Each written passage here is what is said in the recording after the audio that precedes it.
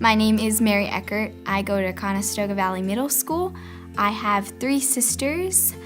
I like to play the piano, play soccer, hang out with my friends and my family, and cook.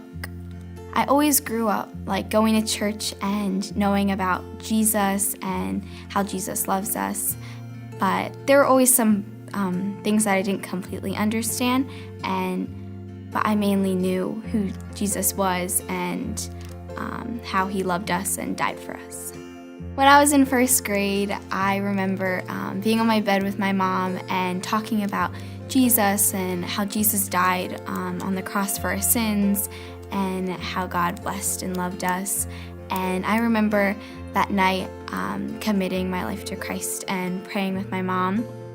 This past summer, I went to High Point Camp, and the speaker that was speaking there was talking about how we're separated from God and how we're enslaved in the kingdom of darkness.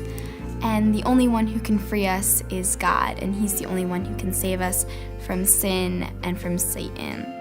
And I think I fully understood that night that I can't do it on my own and that God has to save us, and I have to believe and trust in him for that to happen. And so that night I prayed to God and just wanted to make a farther step in my faith and for him to just make my faith his own and to just come closer with him. Every time I'm worried about something, I just remember that God knows what's gonna happen and that he'll plan it all out, and he already knew what was gonna happen. So that helps me to kind of calm down when I'm worried or stressed about something.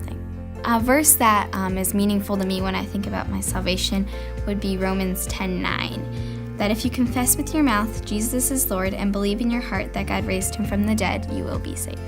I want to be baptized today to show that God has saved me and that he's working in my heart and I can live with him forever.